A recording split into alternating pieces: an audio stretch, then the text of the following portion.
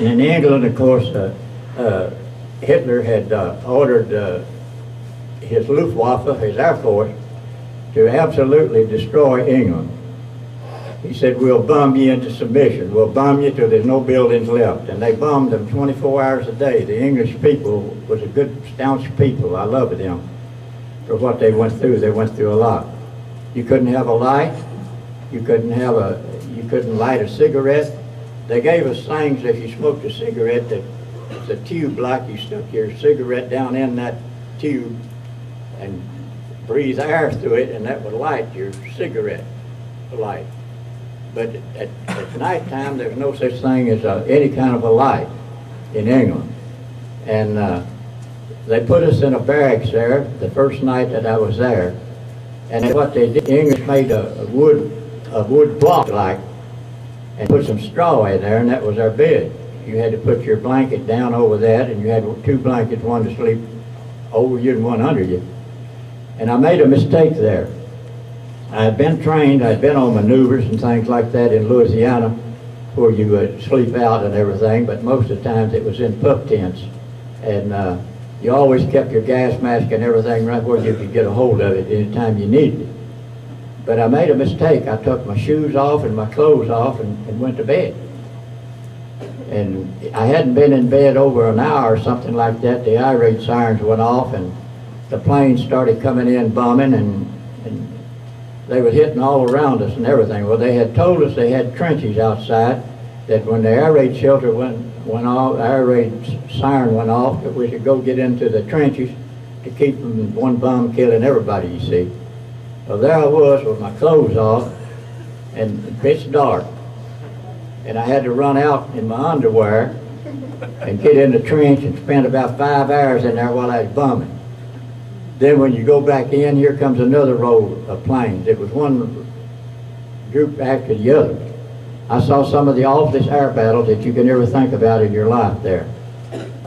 You don't think about this, you know. You look up into the sky, you see all these planes, and the English searchlights. They're trying to pick them up. They had searchlights from the ground, the English did. They would put on the planes. And what they would do, two searchlights would get a plane in the cross, just like that, catch him in there. He would turn over and dive and try to get out of that light while they was firing at him to keep from getting hit, you see. And you'd see a plane burst and flames down and parachutes going down, and you sit there and watch that all night long, you know.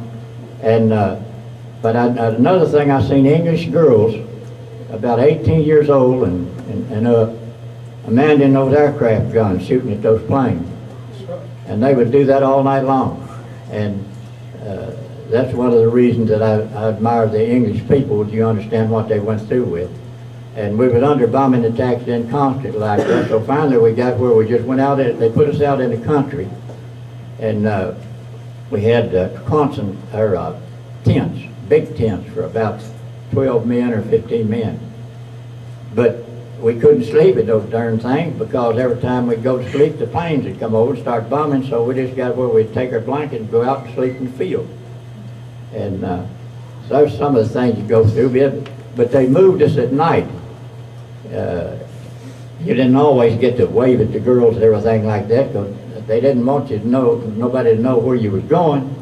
So at nighttime they would move you from one place to the other, and sometimes you didn't know where you was at. But then one night they woke me up and put us on a truck, and we traveled for a right smart while, and then we come to a place and it was barbed wire. All barbed wire everywhere. It was on the English coast, the channel. And when we went in there, they locked us in there and said, now nobody can get out, nobody's coming in. No mail comes in, no mail goes out. You can write your parents or whatever you want to, and we'll send them back if you leave, because you're going to France. They gave us some French money. And then they gave us a little book with trying to teach us how to speak French, you know, telling you what to say and so forth like that. But I'll tell you something funny. The first thing we learned, you know what we learned? They told us, now learn how to ask the French where the gun emplacement's at, or where the Germans is at, or where they're so forth like that. That's why they give us a little book to try to learn that. the first thing we learned was voulez-vous, promenade avec moi, ce soir, mademoiselle, s'il vous plaît.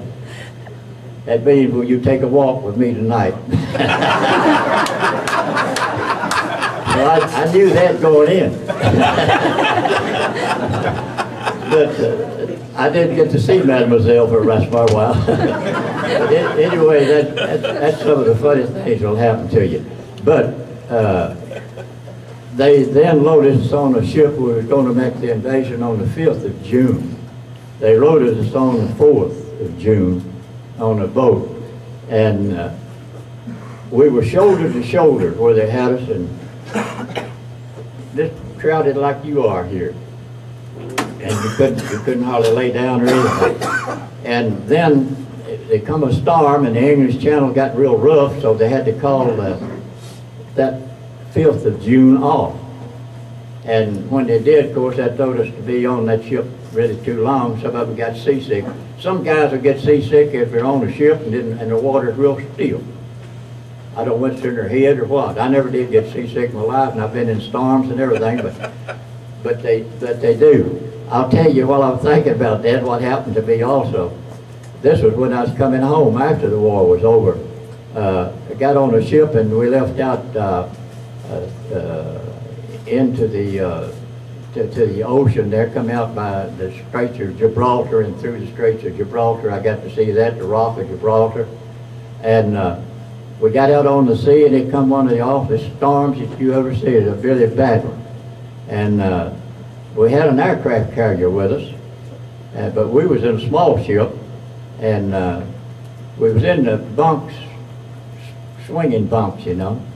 And the ship got so rough, they give us a call that an airplane went down, and we were the closest to it to see if we could pick up survivors. Well, you couldn't pick up survivors in a cyclone like this. The water was going over top our boat, and it would take you right off of the deck, so you had to stay down. Well, guys got seasick. I was in the lower compartment below the water line, and these guys got sick, and they got to vomit. And they vomited all over the floor.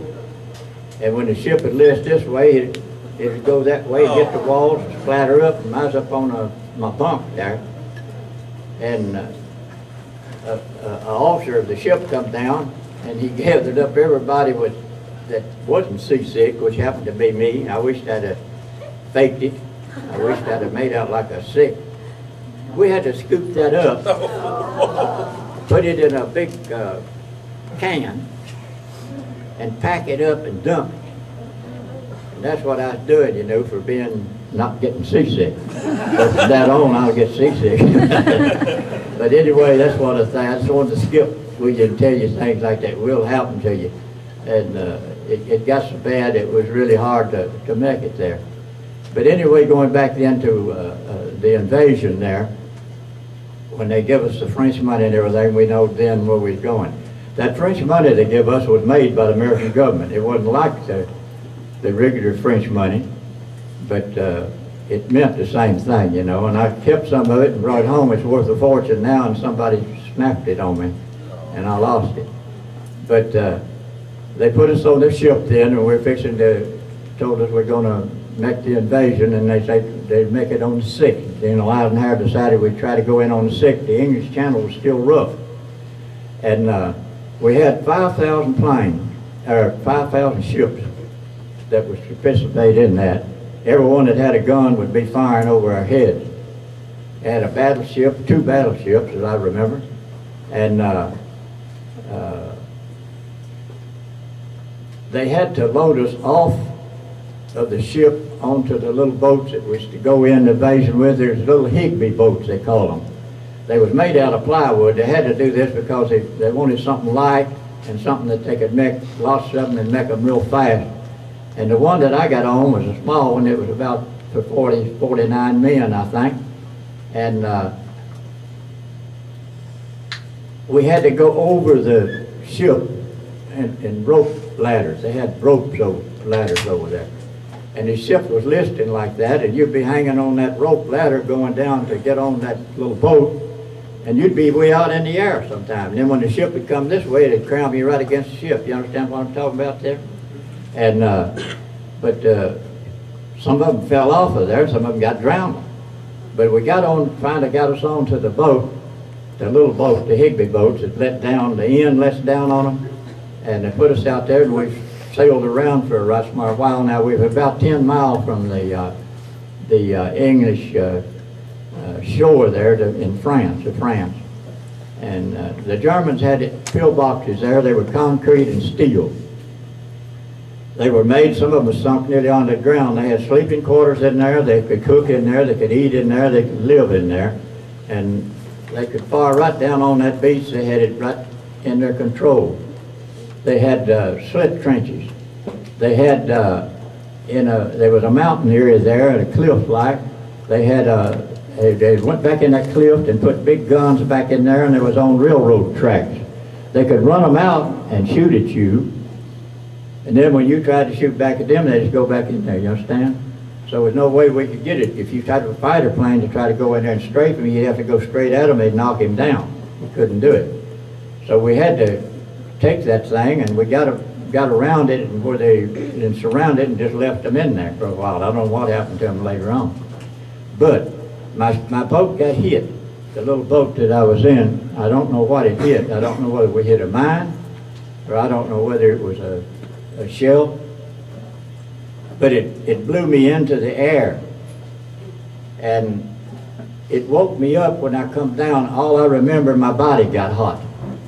If you ever smelled where they shot dynamite off, I could taste that down in my stomach.